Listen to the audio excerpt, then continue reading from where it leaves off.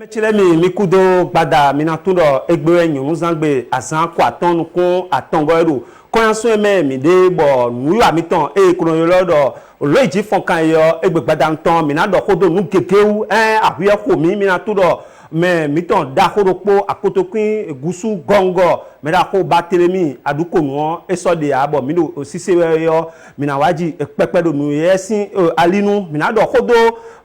nyonu mitole minatudo yedele yeko bolu ko bolu kodo Burkina Faso pe yo yedele yejayi minagbon nu devo eleji do minatudo apaglengun mi dele tombo ko imbola foso ko do fi yo ne karo na igbe ro kanayina minado ho keke bon o le di fon kalinu bon to mi to me akakaze o pe me bi sese yo le ko ro yin gbe sare jemi ado kanu.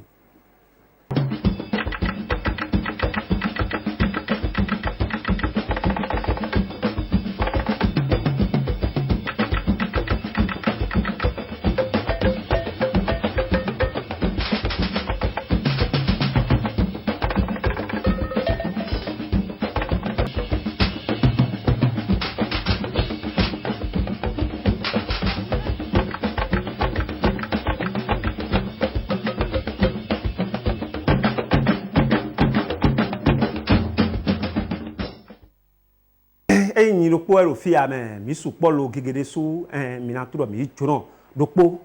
me da ko o Grégoire o saizonu eno yedo délégué nu edo onu mon koton boyo me mon koton sin ko minato yeme no do o apapa nu gbeta eno yedo dragon de le mele ewe mi jono ton pada me da ko o Grégoire saizonu mi kudo pada o ne le karu ye boro dragon le sin alimi dragon sin alimi on a de dondo Dragon sin belle on a donné Dragon sin président on a donné télévision ici dès qu'il y a du Dragon gbegbo yi eyon mina wa di sande di o egbe yibo ekra gbe akuza o ye lo mo ero fi mina tun lo nyabiche eyon kuro do kokoro kwetan iben zo kun kudo gbada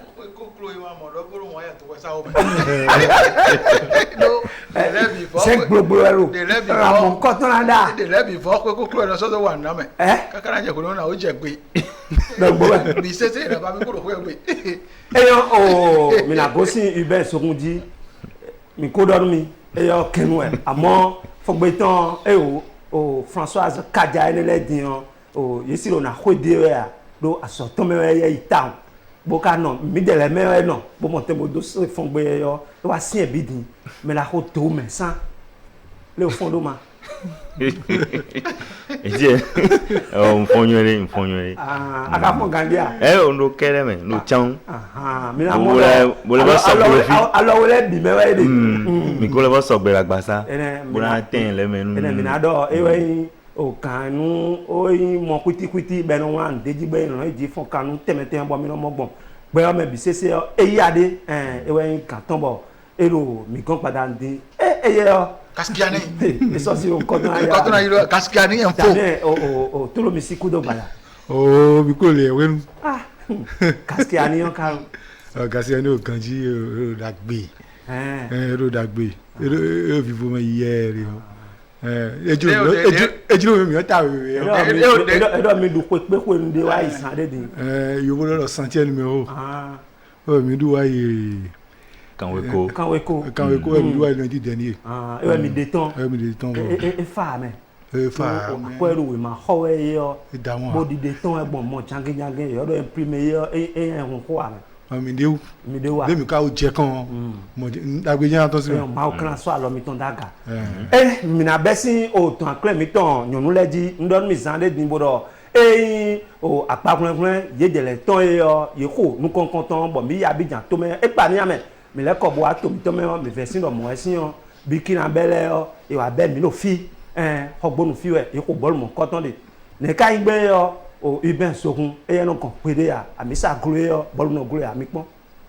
ali taba wa dɔnu ali xɔ gbɔntɔ bo lɔ tonu tri tɔn wɔ ɛsɛn bɔ emina sɛnta fɔ ni xɔn eko amɔ lili tɔn do ƒo de nu yina da yi xɔ mɛ ana tɔn dɔ tɔn akɛrɛ nɔ kɔ bene tɔ tɔn yi pe Burkina Faso bɛ do sɛni bolo mi ko yin gbɛtɔn o bɔn eko sɔ esɔ koro Côte d'Ivoire si to mɛ lo ko do wenu ye bɔ edoro kpo diɲɔ yɛlɛ akɔ mi tɔn bolo kuyɛ tɔn fi lo agbedisɛ gbɔ mi tɔn atɔn edoro mi bɔ mi dɛ mi doro kpo ye dɛ Burkina Faso vilɛ mina tɔn le ye ko nyɔ xɔboko de o diɲɔ eko ni desu kaka bɔ gbɛtɔ koro ye mɛ bokoro to kuto etere bɛ ebi wa lɔ wa tiɲa o tiɲa de mɛ eyin ebi wa fi òun gbedzi gbele nɛ òun mi na dɔnu filɛ dɔ le ye do gan desu bokana bi yɔ ye mɛ yin eyɔ kplɔ mɛ tɔ kpoto gbɛta lɛ kpo dɔ le ema dzo filɛ lɛ do gbere bonu ye ni yibo yi gbɔ dze o ma yin mɔ anu kɔn yina tini mi dɛ ya òun etɛ kpɔnkpɔn bo gɔ alɛ nu filɛ bo gɔ so nu ye bonu wele fonu yina pe Burkina Faso si to xɔ yɔ ena si gan xlɛ ye dɔ le tsaki kun yafɔ tiɲɔtiɲɔ o.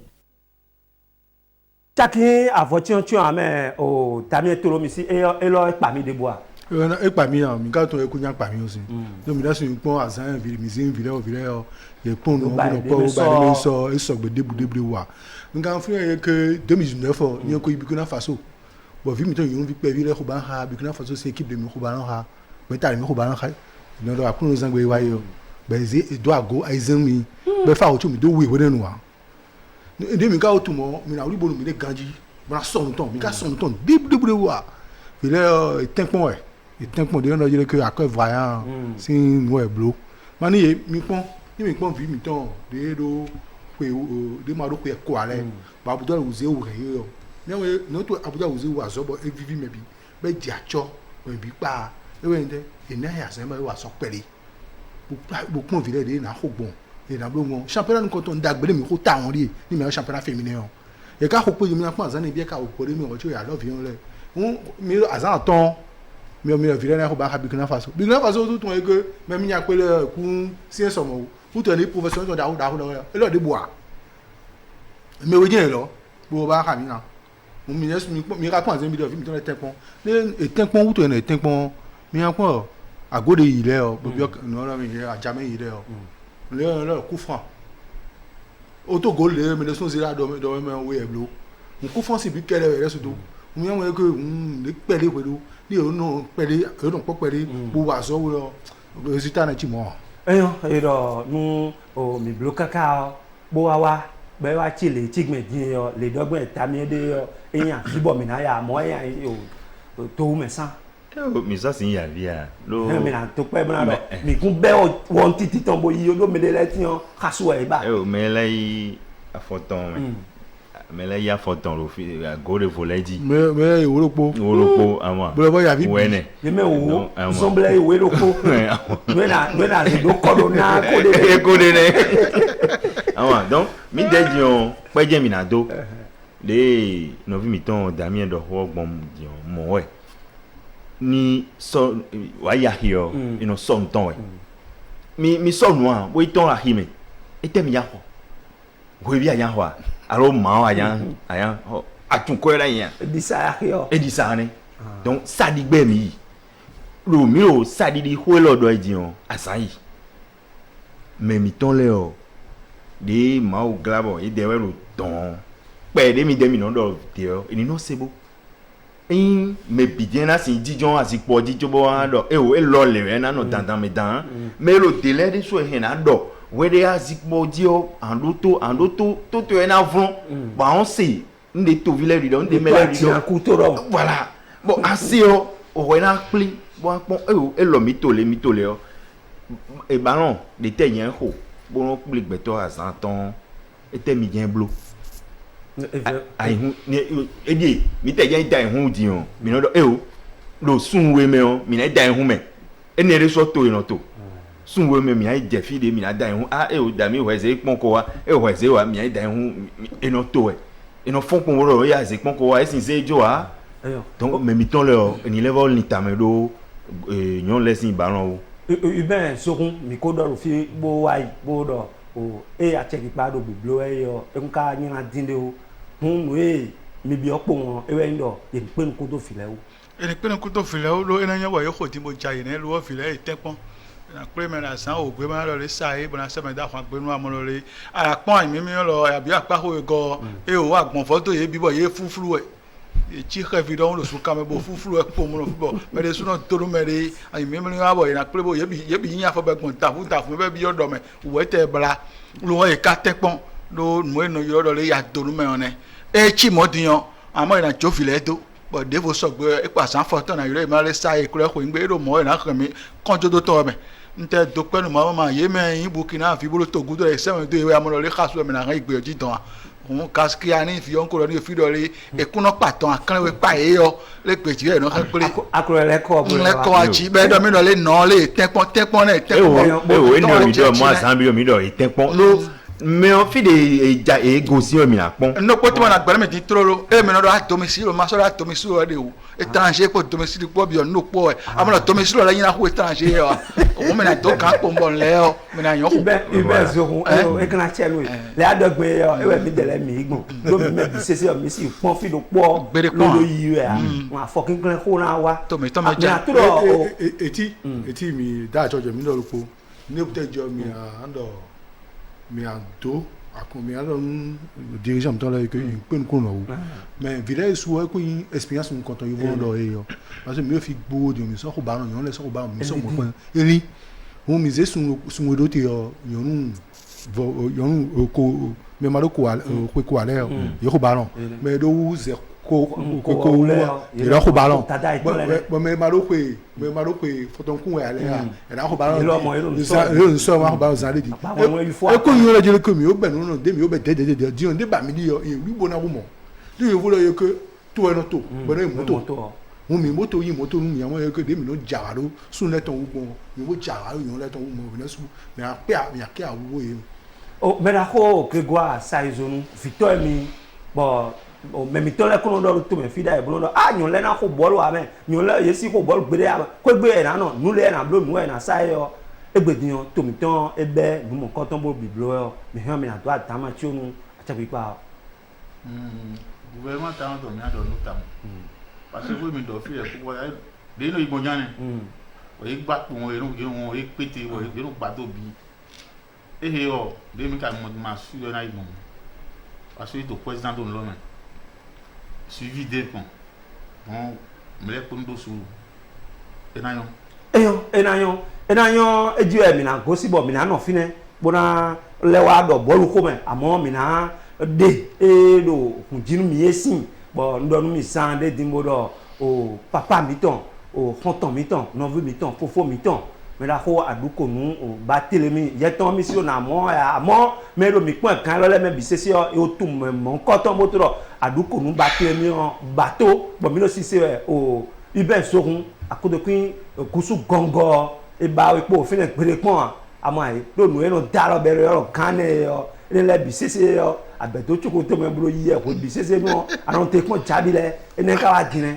ewa bàmẹ́la kó àsán kéré ńlẹ̀ jíǹsẹ̀ bàmẹ́ kó sèrè ọ̀nà mẹ́tọ́ wa dáhùn mi ká tún lọ lè kó yín gbé ya dẹ́dẹ́dẹ́dẹ́ bàmẹ́la kó esun va sí mẹ́ lọ sọ ẹ wá yé jẹ́ gbé mẹ́ta kó mi kàn tún lọ lè yé mẹ́ yà mẹ́mẹ́lẹ́ o akótókó yín sí gbẹ̀ta ọ òye bolo àgbà ńlẹ̀ wà ìdílé kó ewé di yọ ewa yìí sọ́bọ̀ yé mẹ́yìn òpin kún tọ́ mọ́ de yín mẹ́ta ìwọ̀n jí yọ ewa yìí sọ́bọ̀ yé nàkúrọ̀ yìí lómìnira kó yín kún kábọ̀ gba Amẹ́ríkà gbẹ́jì dán bì bọ́ wa ele sɔti tɔmɛ de blan ya kodo da xɔrɔkpo mi tun nɔ na tɔn sumɛ gbɛ dza ebolo numu kɔtɔ ka mi yi kan ko yi ko dɔn ene we ma wɔn atsɛ tɔn de abɛlɛ mi tun nɔ mi bolo gudugudu tɔn mina zi atsɛ sɔdzoro fie mi tɔn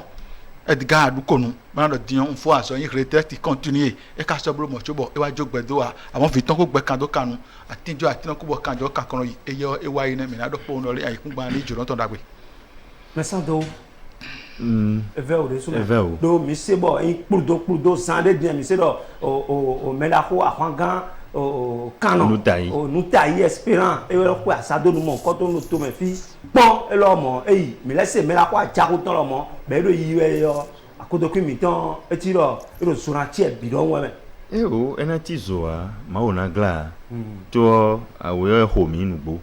lo mɛ nusu da xɔ kpo yɛ ayin dza yɛ o zɔn mɛ nɛ lo mɛ lo yi egbediɔn akotokui si tito daxo go si togudo wa lo yi togudo bo bɔ ina yɔ dɔ ceinture de me gege no yi lo tome fiɔ gege gbɔn alɔ tɔmɛ egbedza eye ne ko yi ene alɔdze mina do akɔdzinu hɛnu tɔn bo do akɔdzinu hɛnu akotokui nyitɔ lɛ o da continue to hobby lo ne ekpon kaka je dion ina bia tubo gan hobo ma odo zania donc mi ado FIFA no to meni FIFA ni kon FIFA ni oh tamien tolo misi edo adika me aka no fun bateau boka no fun me gona akoto kuin tote Soweto ine onu ai mo egbe edo zume timbo da homoye ati mundo zundo muwo kanado mende masoja me écoutons les mongbe c'est eve opere ngbozi ran bo ko nja do en ko bodo ne ko ne bo se sedo bo se sedo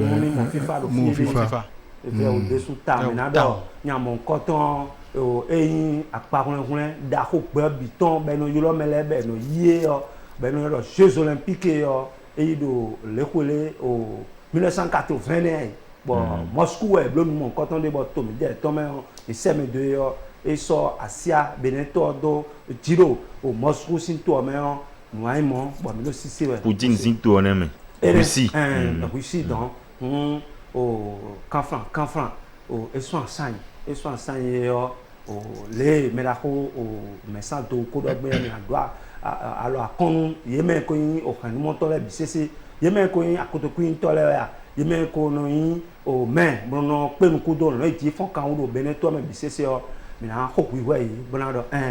le o ma we nona ma we kanu yo mi na go si fine bona no fi mi to le sin o alinu dopo mi na do apawe go bo le tombo ero na ho e ti on mina mo o Uganda sin to ena pe ka o Kenya o Zambia na pe ka Namibia mina mo Zimbabwe Botswana Afrique du Sud Algérie yemedo na hwenu apawe go dinle ne Tunisie Guinée équatoriale Togo lomo ena vivinu mesan to desu do fidele yo yemaro nu kon yiwe a fie yo e katekpon amo ena pe ka o Gabon Cameroun podo Gambie po ina chan Sénégal to podo o Mali to po ina pe me Guinée Bissau o podo o Burkina Faso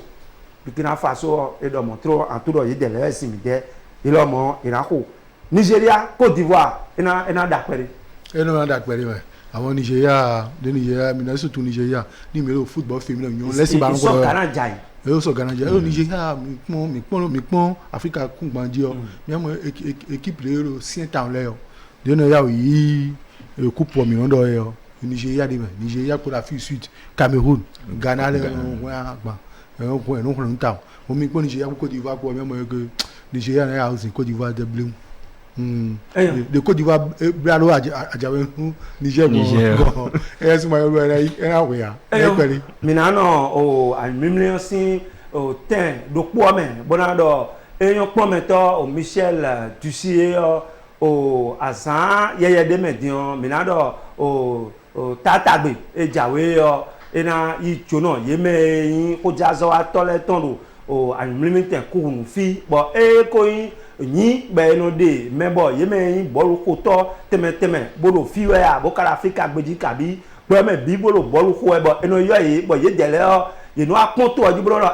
to mi dele ton mi do na gbija don to me nkan ton bo ndo apahun ekun teme le mi do afogbe so bo na bolo nu mo nkan ton le ena de yin yeme no ko bolu mo nkan ton le bo mi do o sisewe yo o mi do fi yo o mi do sisewe do medako o chodel to so enawa tami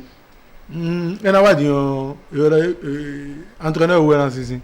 de il est que suspension to o foi match le c'est ça de au fond donc rien à valoir mais le dans dossier ganji et dans dossier tani ne blo yon de wa yon ko de inter sur 50 en suit ah 50 moi en suit oh mon to e fi me ane do et tout ça Zagan ni le jeune de soir alias Zagan allez TGV aussi ayatollah le français quoi le noctambule alo nyabi mi tán dàmí mọ́ ya ero mi sàn náà di dín ya lórí ìwé kó lẹ́gbẹ̀ẹ́ dín ya ìsọ̀nù mẹ́sàn án apájí bí yọ. nye ma sọ do ko de bo nya dọrun dosu ni Gaskiya ni kɛra dosu goblo dosu bẹ su do ọ su do bɔ ko bi bọ ko ko fo nye o lo fidian ni mina do sisinu asi ami tɔn dosu ọ eko su do e lɔ ye ọ ehena wa befo mɛ do e lɔ ye mɛ ọ bɔn mi ló na kó ẹ̀ dé sọ na yẹ ya. koyi o koyi ena dɔ ko mi tɔn pɔn fi hun pɔn ba. togudo azan bi de nyawo yi mariage eyi wuli alɔ nɔvitɔ nya wuli alɔ bɛ yi ebi ɔgbe ya débolɛ dɛ. nukpɔn mi tɔn dɔ ni ele bo do awoe ne o ni bo dawɔ so emi sɔrɔ jijɔn ban ti fi ne bo wulu nukpɔn yɛ wa ni ni ele bo dawɔ tso nyamitɔn e ma blo eblo nuɔ ele bo ze gagla bo do emi na convoqué mi alo wɔyi tɔn si ŋgbe bo bi ɔgbe tɔtɔ ya bɔn eɖo yi do ba dɔ ke mɛ ori dɔ mina dɔn yi hɔ gu eni do fi ne hɔɛ lo lisi dusu yɛ gbe tɔn mɛ bi ko tumɛ mɛ bi tún ke lisi dusu yɛ tɔn de na wa o mɛ na wa o mɛ do kpo de na hɔɛ jɛn dosu ewo eniyan mɛ bi ko tún mɛ le 23 mɛ o kan o ya tɔn mɛ bi ko tún. mi dɛlɛ misi nɔ fi di tro di bo do asan wa sɔ gbe bɔn. lo ni mɛ ne wa o ena hɛn hunya wa to mi. ɛna dɔn hunya n pè bí ẹni ẹlẹ́wọ̀n náà kì í gbélé. dowu dɔ ko dɔ dosu ɛ. pɔn fi hun pɔn ba. mɔgɔ mi na jodo lónìí wọ́n sọ mi na joko do ọ eye dosu wa nu gbɔ ye yɔ asamɔ kpan wɛ bɛta gan lɛ sɔdo te tso wa dɔ lé nu dosu wa ye yɔ yɛlɛ ɔmɔ nkun jɛ wọlé mi yi gbena ɔsɛn ye sa de ye yɔ le sɛn dagbe wɛ yin ye to na ye gbɔnu glɔ dɛmɛ la ye dɔn disu ye dɔ nu akpɔn dɔ ye na wa wɔn ni wa wɛ tó wa mɛ tó na disu ye yɔ ebolo mɛ de bɔ etsa ntɔn bolo gbɛ kunu kpɔn mɛ de gan o do ye mɔ ye mɛ de bu tso de sɛn tɔntɔn la wa eye ka de sɛn tɔn kudo wɔ ye xɔ ami mi kudo ye yɔ mɛ ye lɛ de bɔ ayi gɔntɔn o do nu ako dzo edo yɛ yɔ tɛ yɛ lɛ mɛ tɔn fɛnɛ sɛmɛ dɔ nɔ siamɛ sɛn wa yi mi ko na dzo do yɛ bo ŋuto kudo wɔ amamɔ lɛ wa lɛ do kpɔ nye sɔn ti mo eyi dɔn ti mo kɔ alɛ wuli tɛmɛ lɛ bi yɔ gbe ya eɖo tɔ si wɔ ya nɛ mawu sisan do kpɔ eka hɛn kpa gbe nu wɔn si tɔ to kpɔnɔ to ma wɔ da gbe nu ye enu yɛ na kɔntinu kpɔ mɛ kpɔ isa amadu kpoto gaskiya ne kpɔ esu yi kɔ mɛ de ɔnɔ tambi lɔ mɛ de ɔnɔ sankan katsi bɔ ŋdo to ye katsi bo nuko de xɔ tsi sa bɔn nɔ a nye kuro sankan nɔ tambi dɔ nukɔ yina do ni ye kpɔ asi tse bo tsa we. eyɔ àmọ́ mi dɛlɛ yɔ mina sɔ òkú do de mi dɛlɛ tɔn le de gbɛ yɔ ewɛ mi nɔ dɔ mi na ko bɔlu kodo mi de mana wa kpɔ edo mi na ko o tusi yɔ si alɔ mi bɔ mi na gosi fana yɔ mi na nyu nyumimini tɛ yɔ do kpɔ bena dɔ eyi akpa kple mi dɛlɛ tɔn nukɔ iyɔlɔ dɔ o championnat mi tɔn ina nyi kana le ka do kana yi na gbɔn yɔ mi no sisi yɛ bo se dɔ o requin kpodo coton sport eɖɔ coton sport ŋdɔ mɛ kɔna yɔlɔ wɛ àmọ́ eko yin afɔkan fún ọgbọ̀n débu diyan le ko ni na gbɛn do tó ɔmɛ yɔ mikra mɔ do bɔlu si alinu yɔ o le numɔ kɔtɔn eɖo na yi gbɛn yɔ e ye dɛna pe ɔxlekɛn o ye xlekɛn yɔ mi tun ye dɛrɛ awisi wa sa lɛ o ubɛn o sogun eɖɔ emina sɔ nule kɔtɔn mɔna ze xlɛ mi. Gblɔe mi gblɔe zã gbegbe azã gbe asi la le we ase mɔ ho de bu no ho na tɔnɔ le ekɔ le do na va wɛ nɛ nna gbe do na va wɛ do mi na tɔnɔ le ye mɛ dɔndɔ ayi mɛmli gbɛta no be ne tɛmɛ fi yɔ yewa le tame kpɔn bo tɔnɔ le azɔn yi covid-19 fɔ egbede wotutɔ ekuna do nukɔ yi do nu de bu mɛ wo dakoe mɔ kɔtɔ mɛ ede wa dze ayi din lo de o ma tɔn bo sɛ do gbɛta gan le bi bo dɔ le ayi mɛmli gbɛta fɔ tsa o ena yi kan na do akuno zã gbe dza we din do ayi mɛmli ta fɔ gan sɔnvi do ma to ekele ku bɔn kɔtɔ fc kpoto hurricane kpo yewa na hun sinu wa nu ena fa bo fa de bo wa mɛ na dɔnu ye kpɔ mɛ na le yene kuta zɔ àmọ́ eye bɛ ti yɔ nukun etɔn yi do te nu ayi xani de kàn bo ema sɔrɔ gbele bonu ne de ne ayi kpo do nu kɔ na da li dzi o bo nu mɔ kɔtɔ na zɔn bɔn ena se gamɔ eye wa tɔ te ŋgbe ju lo sɔ do wa sɔ na bɛ na yi nukɔ yi nu to. o mɛsa do afɔkan fún kpoto xevi kpo na ko bɔlu. o nukɔ yɛ ɔ mi tún afɔkan fún ọ wɛ o tanika xɔxɔ nyi yɛ wɛ huzu ahɔndi wɛ huzu afɔkan fún egbedzi coton sport mɔ mi o blɛ diyan eɖɔ mɛ nɔxɔ golɛ ni huzu ŋkɔ bo 0 gbeta da ho ro po me bo ena mo yon ro ye gan bona mo sun ro ye gan ba mo yo po vule bi ro ye gan e si ti to me mi re ma ona glabo ene la bi na so gbe lo cho de don mi wa jin yin agba run de jambe nu jen we ho jen ka we lo mi o di do e si we nu din bo me mi ton le o ti do amo epo amlo me pe ri lo nye yi to me supo ame me e de no yi e no mo le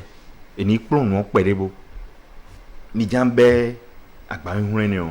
e no ze we madayin e o we blo le o e no sen le na je otute we blo le o mi na mo le me le blo le o e na yi ken le we le fide mi na ho ba mi na pe bo ho ba ran mi ton de fide le bien no so pe bon me bi no mo nkun je wu jouer télé o e di jouer ho ton le di le wene e na je bo ko to yi ji ka wene na fo bi o no tun rote mi lo fi dion ni aze mize yo voto me sin champion debuji azin no lo mo kuju mi ton ji yo mi no mo wene e do baron même gaga sun ho de o me dion mi tun bi rote bo tun me ya pe ha e pi mi gonfi o no so pe re a e no dija yin kun bu no afon kada e ti ro ne ya yi me wuli don we do me mi bi o dion a hoso gbedo eni ma pe me le ni blole bo fédération le bien roté balance ti tomere so e de so roté bo e fon gadan lo asan bi e pon bodo eya me bi mi dawo mi de quand me zo esi e o quand me zo moi quand me de so e o mi me bi dawo ni re so pon e me de e no do moi ti tomere bo gan no wa pon me de tema ro gbe si so je we no do hecho inu mi do kan me we no ko no do ni atun ate o nu o we so ayi te me o jin ona kan zun san leji do atun le andu o lo ni ama je we zun kan bo je nde vo bloju àwọn mo e fi lo jin e no pon de a no blun de a bo mi fon ho bi no ndo po dragon lo fine jin ni do e ni ku ba ran igbe jin e tun le bia rekene ro ko hien do ero no gre ro fine ni ro hien do ni gore so ajaja meni jin mi ko tun a be ko hien do dabi bolu mi don be mi de le mi kan dion o yesi bero o egbe same di me bo tro san lo be ti ka si bero asa ton gbe di me e mi se yo e we ndo aklon zan gbe jawe yo mo nkan to na yin kana yo mi me ko ja so ato e do na vivi nu na vivi mi ale ko do na e so ri ko ke mazo awisi wa sale le sutu e de sutu ni me bien no mo ero fi e passé papa mi ton je que to mi go tu ya ton de age a o ma ton mi go tu han ne mi ado di mi o tun ero de jere mi o tun le biti nga je no mokoton de yo de do dogbon mi na mo ma le bo me ko na so ton parce que il faut bien avoir moi mo ko ton ni e bo ni amo e ko mi ko ko mo ti o le kana igbon sin ori mi ka ko pe o me ka ni nkan me aru leji yo me lo nde mi ane ori nde de nu bi ono to da e mi ko wa ide yo e no e experimental mi ze pon na we mi ze pon na yo lo si agi o que de blo campo pour que c'est un championnat expérimental. On doit ajode bo mede na yiwe a. On doit mede le de bodo o o coupe kabi o akwebero na yiwe yo. Esi achite bu na kwe. Mais ko do da ya ko. Bon we lo na bodo wi menu expérimental. Ko do meton dio. Et donc en tout passer ça expérimental. Équipe de ojo, équipe jigona. Bon nous. Mais ka ko fo mede le na wa igudo. Nde ja vivi ko do magan yo la gona que c'est-à-dire à hosu balé c'est-à-dire mi age sisanji mimi ten konkun we mo be blule mi age sisanji won ngo yo na fi mo jo acho mi mi ato ke kan lo me jo mo yan be o mi ka tu mo bo tenigbe de wa yo jin tenigbe zame jo ya do mi ke ba no eja ku ba no ni awon ego mu na si wo de yen se ko do ye mi a ko ba pepe àwọn ko kemi leto de nba no equipe leto de ati bon o ti mo pon mo o ti na ko ba lo àwọn mi yé dẹ̀ kó pèsè sọ́mẹ́ àná. ló pèsè so be din amen à ń gbọ́ mọ́tàn donc ẹnu wutu mi à ń gbọ́dọ̀ yé que mi ló gbọ́ sọ̀n tán de ko ìmọ̀gbọ́n àwọn ọ̀dọ̀ kó ló pòjì àwọn ọmọ sí nu dọ̀ wọ́n ẹ̀ àmọ́tẹ́ sọ̀n gbogbo gbọ́ àkáwọn òsùn àtẹnu gọ́hùn ẹ̀ sànde fi ẹ̀ jádùn nù ọ́ de ko tu ọ́ que eno kan ozun ọ́ gana wo àwọn me mo edi gan atijan to edi àwọn me o mi no je tab refectoire to lo bo tijan ile pon wọ́n sọ ayé tèmi ọ́ náà yà wò zé wèrè omi tó bó gàn ní wàá bó dọ̀kọ́ de. ní a máa yà wò zé wèrè mi à ẹ wá tó pẹ́ ọ́ tóbu àti tè ọ́ kó de sọ de àmì ẹ rẹ ya attraper la route wúlíàlì ẹ yẹ akó bẹ́ni. service militaire mi náà mi bọ̀ mi náà tó gàmé ní sùn à. mi ní náà tún à mẹ ayé tèmi ẹ kó dé wèrè mọ́ bọ́dọ̀ gan lébu mi ọ́ àtẹ àmúlòdó ẹ̀ ẹ̀ hẹ̀ nà yọ̀wé. enio ni mo me bina ko eyo mi do fidion ballon mi ton ena be kande bu mi bon me bina ko so 30 millions mi da ici 30 millions o a house wa de gouvernement de sénéton o do jere mi ku si ko ballon we o ko mi anu te covid u tu azon de tabado me ko po fi o me fi bi o tu yo no u tu me ko ko do ete mo ton kaka even pe yo me na ko no so sin mais alors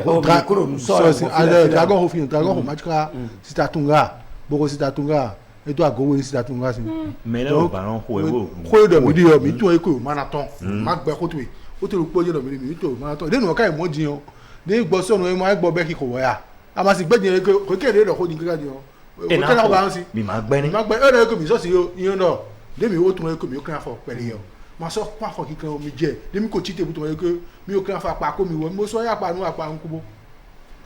ibẹ̀ sóhun elo na ya tí ẹ ká yín fi ẹ bá ro na gbọ́n ẹ̀rọ àkàràǹdì tó ẹ yà pò wọn fi bíà nà gbọ́n. nù tẹ bla ònú yẹn o mi dọ̀ tí n bọ̀rọ̀ lé o sọ̀jà sí àsọ ẹ̀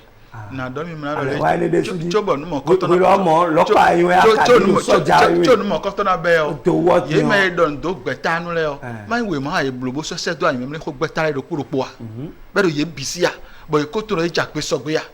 àzàmá inú kọ́ntọ́ rí èlò ọ̀rẹ́ eko kọ́nbó kọ́n rẹ̀ tíbọ̀ yẹ lọ́wọ́ ajẹ́jí sí ẹ wọ́n sọ mi náà nú ẹgbẹ̀tò náà gbẹ́tò kò fi ọwọ́ ẹ̀kú náà wà nílé gbèrè pọ́n o dragon sọ pé epo ẹ má sọ pé epo ẹ náà wà hurricane sọ pé epo ẹ má sọ pé epo ẹ pa àṣepọ̀ gbẹ̀tọ́ rẹ pọ̀ ẹ̀ náà ló fẹ́rẹ́ mi náà ló pọ́n ẹ bọ̀ táni ká hóhó náà ló yẹ hó ẹ̀ ẹ má lọ dín náà táni ká hóhó kó tán wa ẹ náà lẹ́ bì yẹ sọ́n nínú ọ̀rẹ́ ìrànà zá ẹ̀yọ́ títọ́ bẹ́ẹ̀ náà sọ pé gbèrè pọ́n wa nùmá búlódò gàtọ́ jí wẹ́ sọ́n ti bọ̀ mìyàrá àtọ́pọ̀ ẹ̀ náà kó bì sẹ́sẹ́ yìí wẹ̀ òun èso dé mẹ́yàn mais de rien et na yuri moto ra liji bo biyo me e ka juru me na lo ku ibe na gbe se gbo to me na level leko e de bo wa yi ne fi e ye lo ka imi mi na hore me de e gba imi mi yo bi se yo me de fo na icho no to wa cho mi lo me na hore ji ya a ko so ma gu ne ye me ka de nu le o wa mi lo le do ho e bro ji me na je e kun na jere me na ye wo e to igbonu gura jimbo to na nde me le me je mi tun wa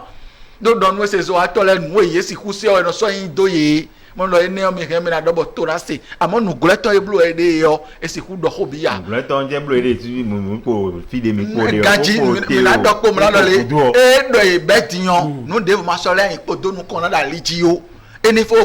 gbidi bo nu lo to e betiyan yo e san championnat simple wa me ajo na to mi de mi na mo nu kun jewu eyo ajo na to bo mi na mo nu kun jewu mi ko do ti mo ro ai hun o pàtàkì rẹ bọ evivi nu mi dẹ. bẹẹ lẹni sẹni bó tán di mẹ yé mẹ náà dọwọ ekun tẹnẹ mọ láì tẹ wẹ ọ de sọ de jí abẹ tẹnẹ àkókò àwọn nùnà fún bẹ sọ de changement tó ní bẹẹ ló wà. bẹẹ ló sise rẹ dọ o mẹna wa bẹna kpọnu mọ nkọtọn lẹ ọ èdò náà blo abahwẹ eyi o sọpin o covid tọ yẹ ọ àwọn agbọ abahwẹ mọ nkọtọn tó náà wa àmìmẹtẹ àwọn àyè àyè wọlé kpọlọ àdúmọ nkọtọn amadu aji. tẹsán blas àtọn egbere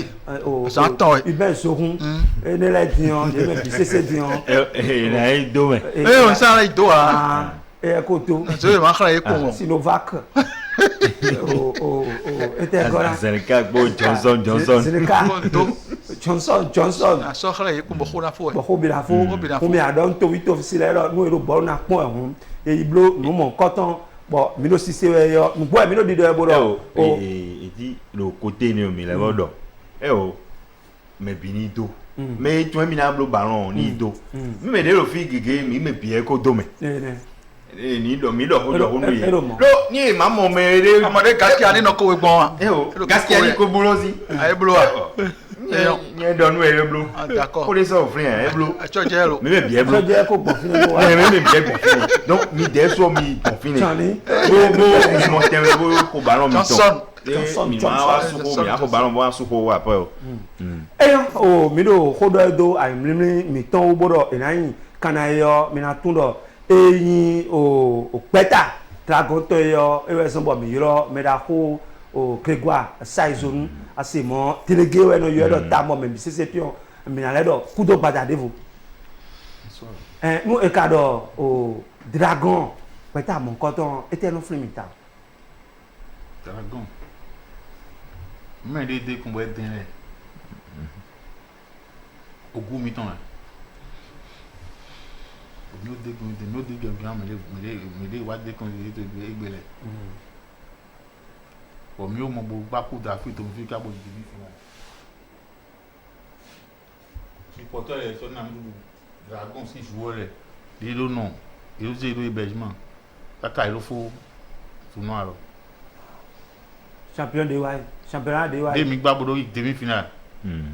Supporter les nan doué matin midi soir kaka na mi do fo éliminatoire wo le gaja yi. E de pe Martin to igbe wa. De gba ma si était dit jota équipe lo de ndoko sans supporter amagan yi file pe. Supporter yi kon Dragon don. Supporter non c'est président le wa. Egbedi matune ma wa je Kabiru edo na wa omi no Kabiru mi ben lepo ni wodo mi sakib ni mi do yo ma kan ma shi we Kabiru bo ni do matune do wa matune wa me do man kon ma zan e ko zan be me de me de ko de zan par mi ma de zan pa na gbe zan gan au moins 20 à 22 millions. Il y a 3 ans passé. Mais bon ko ne le fide no gbon bo mi mo o peta mo nko gan bo ye hun fan brother no ma gba ball très bien na chera mi maman mais de bo e do ko lo bo e ma do suivi quoi des inti équipe sous ma encore e bono mon satisfaction bono mon fille eje mis e be 22 millions il y a 3 ans ay ma do ma 107 millions Robert recrutement de bel mais joueur de il est pour pas to gbedin mais pour yi 101 francs mais Djibouti mais Gabon mais Mali mais de bif d'accord ma 1 franc et mi a donné notre fille au gagner mi a dit mais le go oui mais là souvent de pele donc ni c'est mais titan là do mais là jajo il be e do mais na zan ko lo mi do we na zan ko lo pin mais il mi a be comme ton de gbem to lo gina jo mi so di mele volé wa mi di mele wa vous donnez donc aussi gbina bo mi na bay e na be mi attendé mais we na be transition mi do mi te wo igbe bo so wa terrain bo mele ko nu e ya ko ma yo mu de lui e so be ho lo gun fi de vo kaka je gan mi to ho do mi de mi to match mi gbadi to hogbon din joueur de pe mo si joueur de pe mi ta yan gba yan ve championnat du dimanche et mo si joueur de pe bon le mi Cicero din mi Cicero mo o mi me de to hodo bo lo man kon yi bo lo ma yon ro e ma yon mi gba yana do mo be parce que il a fond bo buyo we me yoyo amayon de jowa yin ma tune to fun egbe mi le li ton mi le supporter li ton mi le so ko te ka je egbe ko lu pa ki ma iro me singo we former groupe great to din e mo be 3 mois il y a une force one et bien moi ma vie e mo be 3 mois wa do ni su gan mi se ru gan se to pa no mo be to pa no mo bo e te mi didin fe mi te fini mi matin yoro mi ndé do le ko ndo ko le po do mi sans que supporter ma no po équipe ma marcher ndo d'accord yoro me le to eme 3 fois Merci. il m'a dit que ni non pas ni ro c'est aye ma di ke na mi no po bien euro e le président de mi pour non pas il est mis à gomi ro 3 fois ngba euro e e ma be ho tu na mi kaka je gbe e wa euro mto bi o bo sin bo do kuna mi do de yin euro mi ro bo en so akuto bo euro mi ro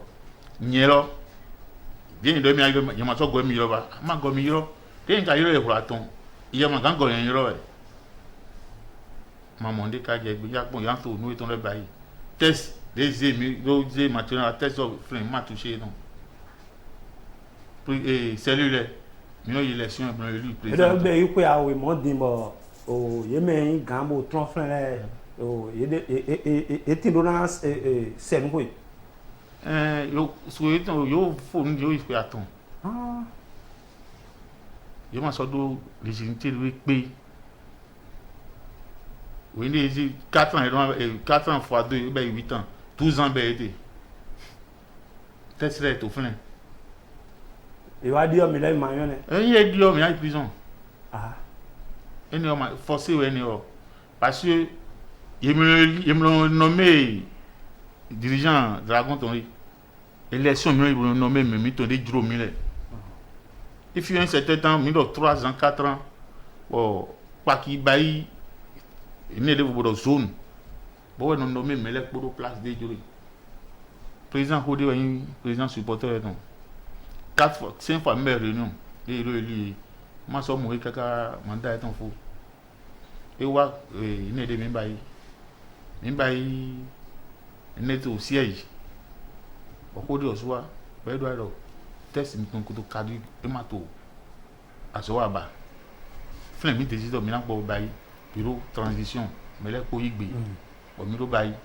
mais attends ton dia you know wa so yo transition lo we joueur de leni oser l'hôtel par contre soit ka gamin to do aminde you know they m'a reconnu bon bele na to ko sous joueur le donc président be ko me gbe bondono ko me gbe ma fi mi na yi fi mi je e ma to akoso na e ma to ndu na kaka e mbe si antu na équipe lo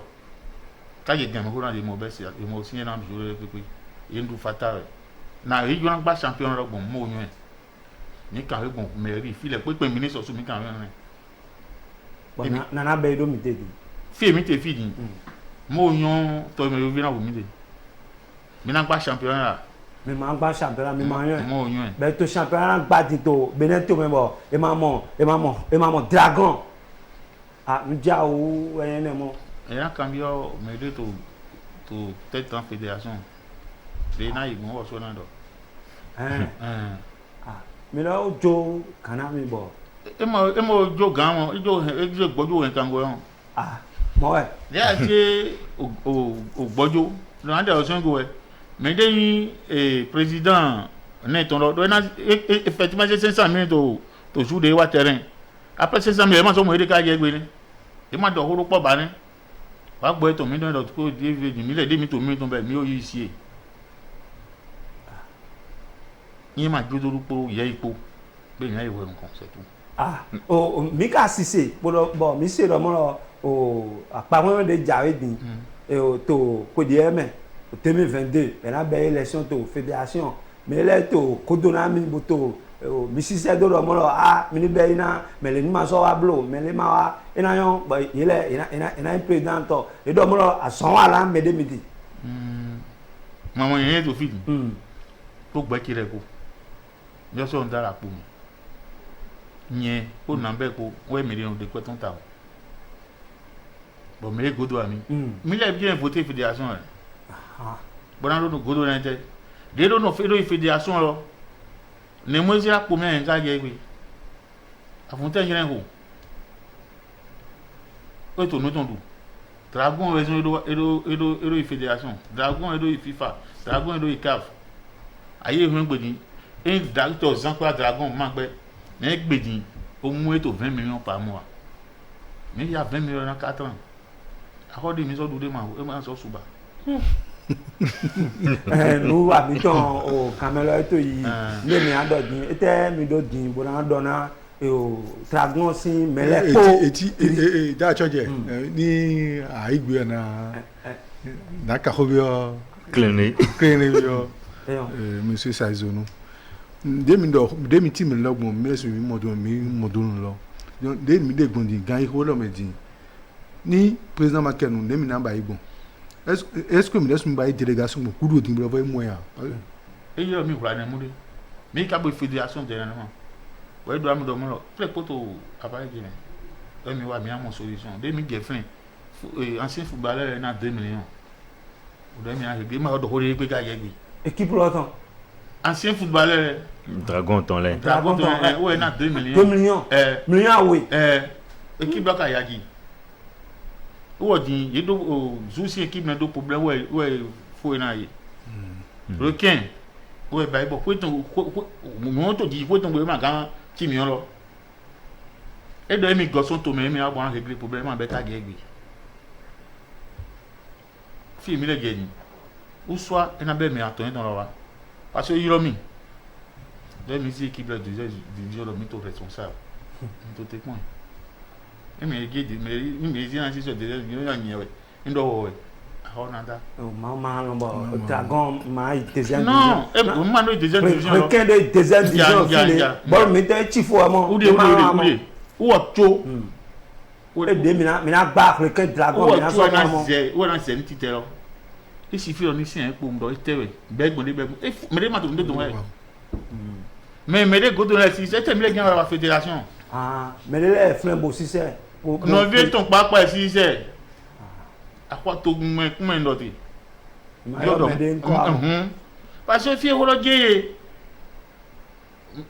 aso ba si mo me vivia avec tout o gleme yemi awele to dragon mi awele to dragon we don but na je équipe do ina so ina idomen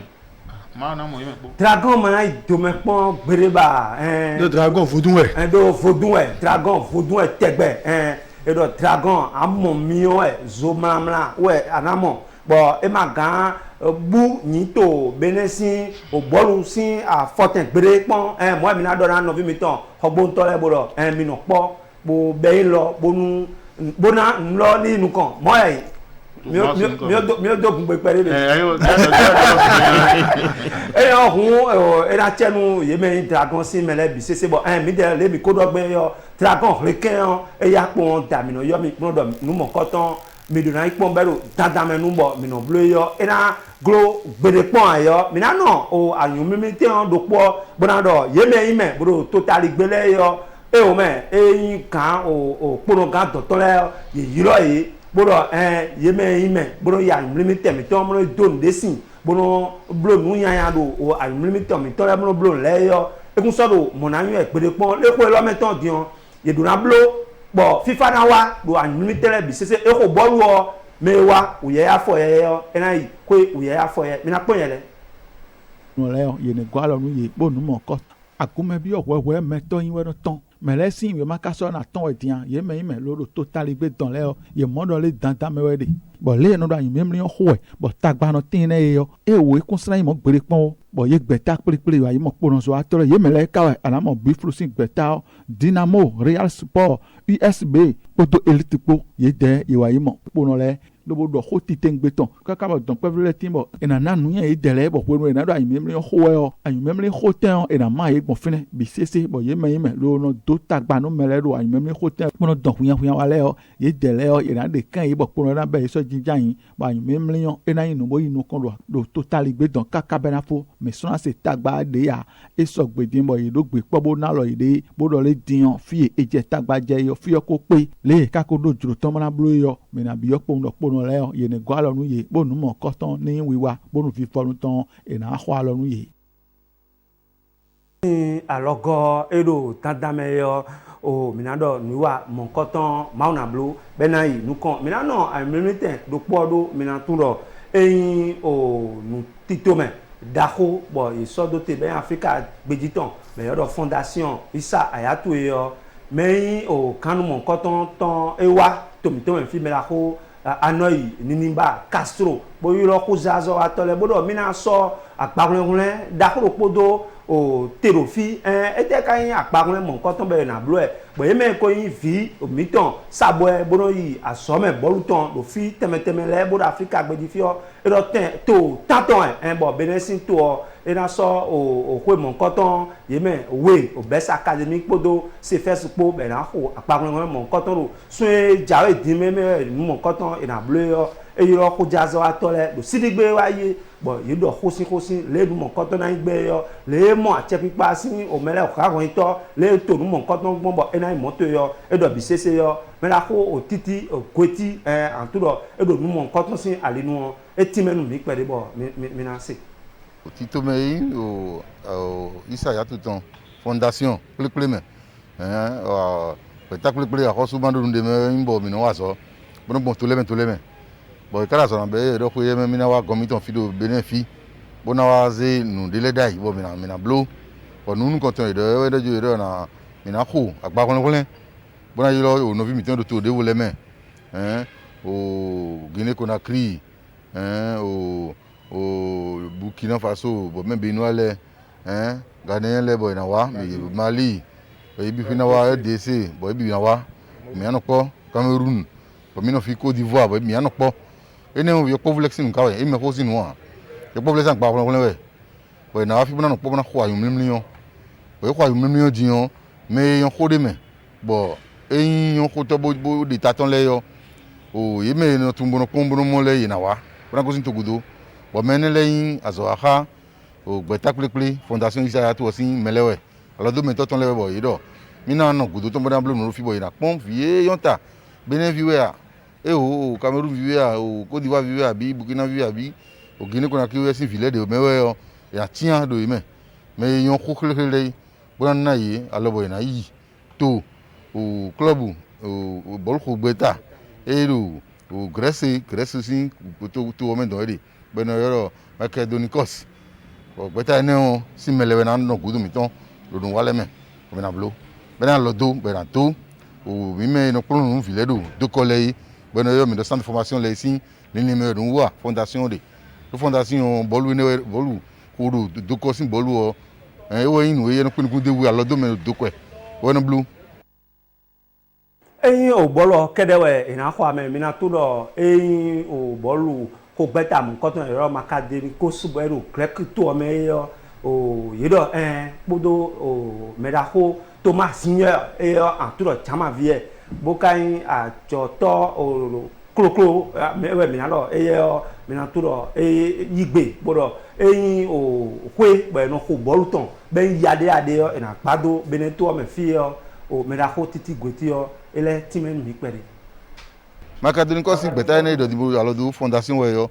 e do nu mi de ne blo mi kan lese ne le da yo Afrique gbeji yo nu plo me on vile ton na level 12 ganji bona wuri yi bona nu bu blo bonyo e do ina dalo o ato wedo Afrique gbeji bo ina gba nu plo me ho e mi yo do centre de formation ne edu to le me bo me ra ko o anoyi ni ba de do fio e gbenu gbeti do mbi ebro to mi ton kan e glomini yidopo o le me do we jin Afrique gobi bo mi kun kaka yo e gbe ise ko jibro mi na no kudo yin ton bo na to yin to me bo wa to mi to me nu bo to gan e ka won ma se do o gan fun to e pa chenu o bola fun yi lan ji fokan e mi ke o lan se de obo bi ogbe e gbe ni ye ganji bo nu e do nu yun ku mi to me wi ni wa bo ko bo nu ko kudo yin alodore an to mi bo nu na wa ya to bi khami bo yi jo mi to ganji bo mi mo ro egbe diyan pele mi ton lo o lo ji fon kan si ko be mi blode ene bi o yin mo je me bo yi kale nu mi